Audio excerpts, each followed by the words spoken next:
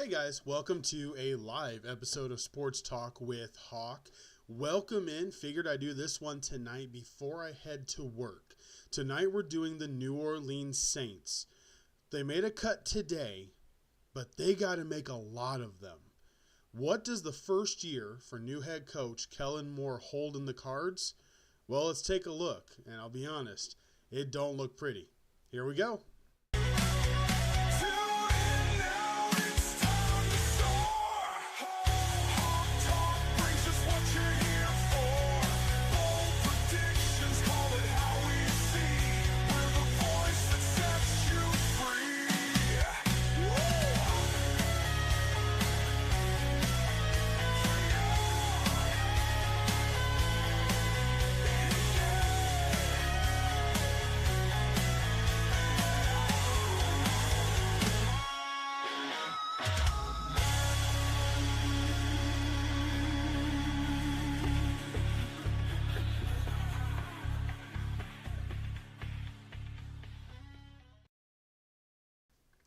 Alright, so before I head into work tonight, let's go ahead and go over the New Orleans Saints and get this snapshot done. We're down to only a few left. See, we've got the Commanders, we've got the Eagles, Lions, and Ravens. Those are the four left. So we've got Wednesday, Thursday, Friday, Saturday, and then Sunday night, my goal is to do another live podcast as we look at the top 100 free agents-ish, and we'll look at the team needs on Sunday night before the tampering period opens on Monday. But let's take a look at the Saints. It doesn't look good. The future really does look bleak, and I feel for Kellen Moore. Number one, he was the last coach hired.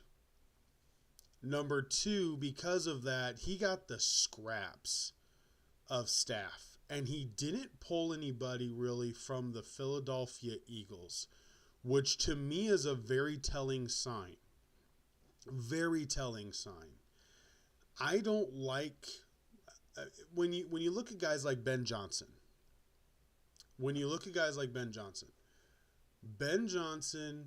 Aaron Glenn, they brought people over from the organization.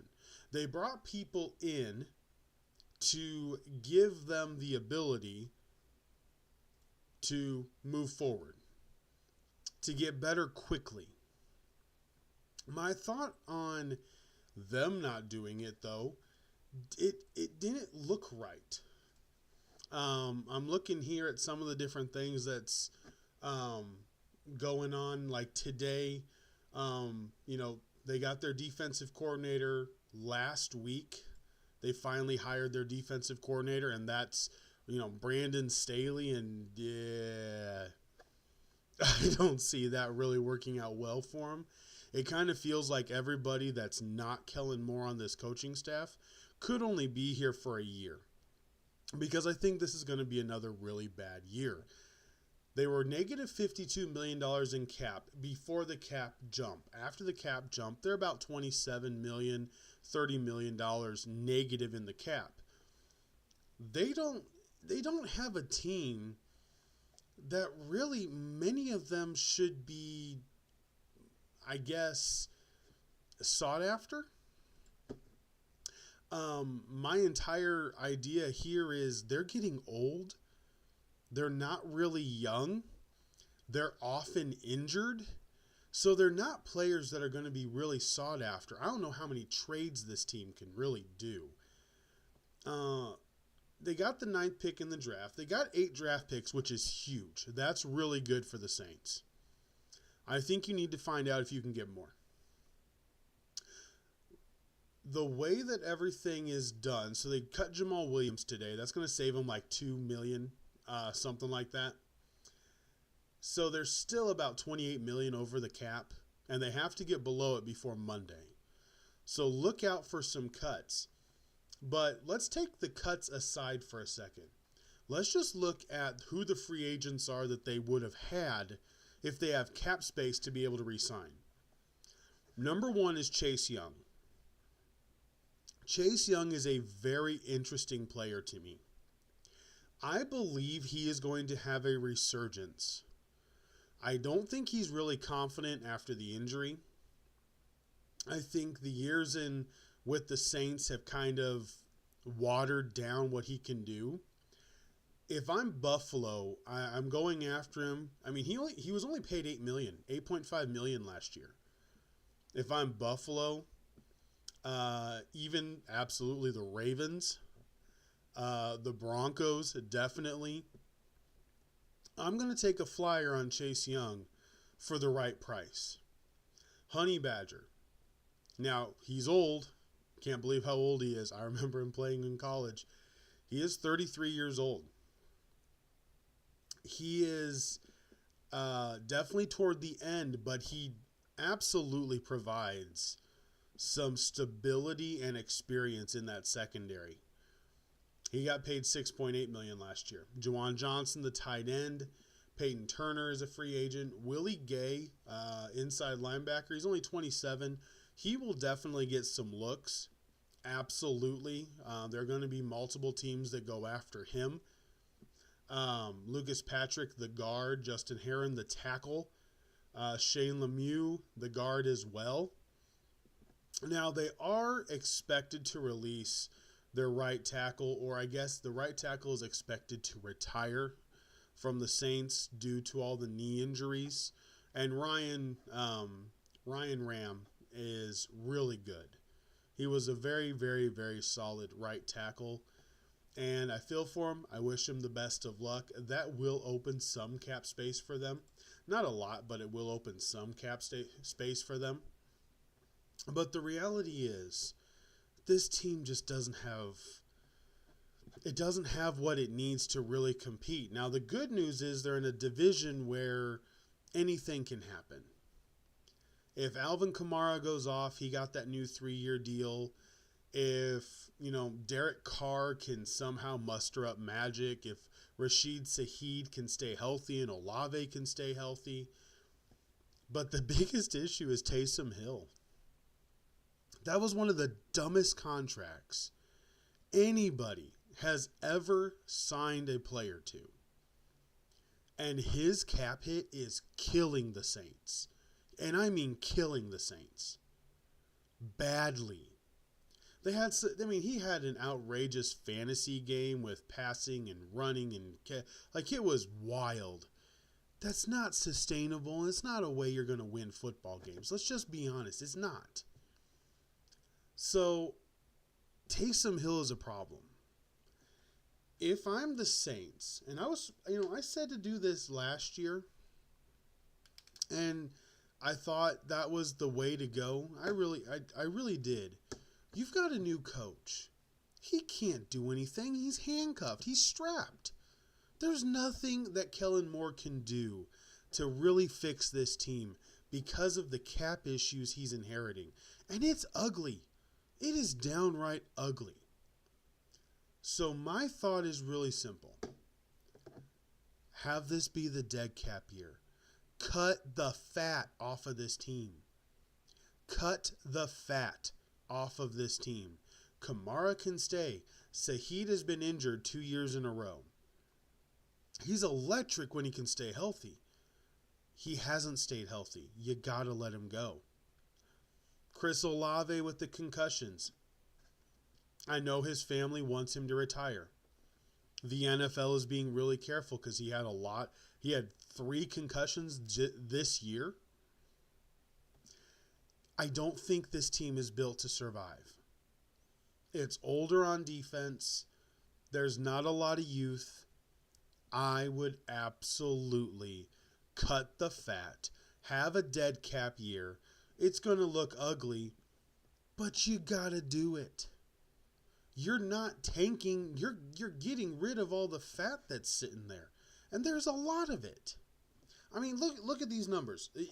Improving won't be hard for Kellen Moore. Here's why. They were 21st in total offense, 23rd in passing offense, and 14th in rushing offense. Alvin Kamara had a very decent year. They had 320 yards total, 205 through the air, and 115 yards a game on the ground. They averaged about 20 points per game. So not great.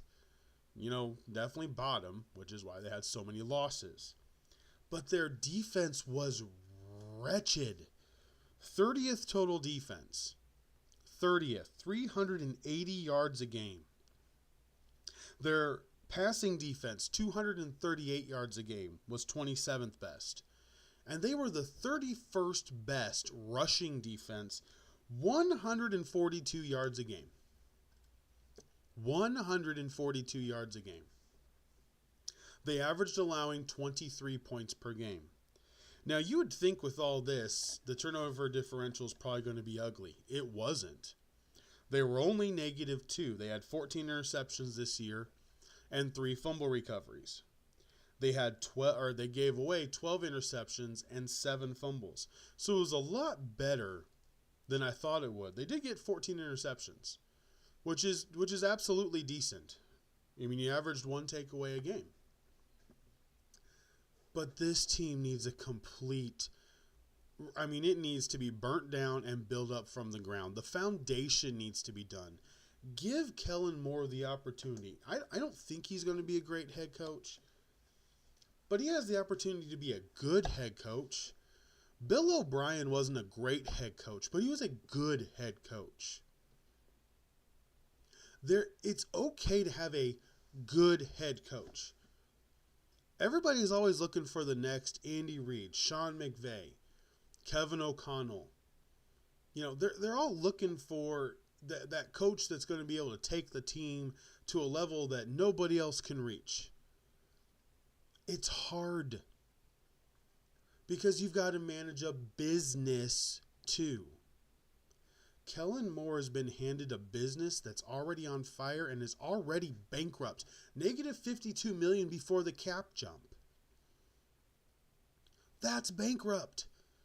They're bankrupt on talent. They're bankrupt with age. They're bankrupt on cap with business. This team is absolutely bankrupt in multiple areas. And now, because of how late he was hired, he's kind of bankrupt with staff. He didn't get anybody you really want to get. That's it. He did not get anybody that you really want to have. So because of that, I'm not sure what he's going to be able to do. So what's my out-of-the-box idea? Trade everybody you can. I don't think you trade Kamara. Kamara has given you everything in that city. Kamara is a New Orleans Saint. I understand if you don't want to trade Cam Jordan, he's got to understand this is probably his last year. It would be a cap cut, but I don't know if that's let him retire. A New Orleans Saint. I know they want to go out on top. If you request a trade, try to find a way to trade him or just cut him so he can sign. I understand that. I do understand stuff like that. I have deep respect for players like Joe Thomas. I have deep respect for players like that because it's hard to continually play and go all out and be the best at your position for a team that doesn't win. I respect Cam Jordan. Now, he's been on teams that have won before, absolutely. So has Kamara. But I'm okay with 1 or 2 players you being really loyal to because of what they've done in the community, what they mean outside of the team itself. I'm okay with that. I'm not okay with you being Jerry Jones where you're loyal to everybody because they're my guys. You can't have 40 guys that are your guys and run a successful business. That's why the Dallas Cowboys are going to win maximum 5 games next year. It doesn't work. But if you want to keep Kamara, you already signed with a 3-year deal, so you're going to keep Kamara. If you don't want to cut Cam, I get it. But at this point, you need to have a dead cap year. Taysom Hill, you just got to cut the guy. Take the dead cap. Just cut him. Trim the fat off of this team.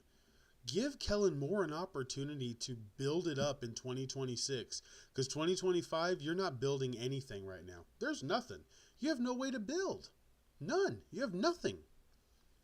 There's no foundation. There's no players you can say, we're going to build around him. There's nothing. Honey Badger is going to get looks in free agency. Chase Young, I think, is going to get looks for the right amount of money, and I think he can have a resurgence. I think if he goes to a team that's exciting, he can absolutely have a resurgence in his career. 100%. He was dominant with Washington. He was having fun. Some players don't take trades well. Some players don't. His body type should be able to carry in the NFL. It absolutely should be able to translate consistently like a Khalil Mack, like a Myles Garrett. He has that body type, so it should work. There's no reason it shouldn't. So, get your dead cap year. There's really no out-of-the-box idea. I think you just need to keep accumulating picks. I would look for picks in 2026 more than 2025. If you were to be able to trade a player and they were going to offer a 4th round pick, let's just say a 4th round pick, I'd ask for 2 6th rounds. Give me a 6th this year and a 6th next year. Build up picks for the following year. End up with 13, 14 picks in the NFL draft next year in 2026. Like, build up some capital so that this team can really improve next year and may have a breakout turnaround year. You're in a division where the winner is probably only going to win 10, 11 games every year. This isn't the AFC East, the AFC North. This isn't a situation where your winners are going to win 13, 14 games. You need to be at the upper echelon of talent. That's not how this division is. The division winners are going to win 10 games, maybe 11. You can turn this around in a year.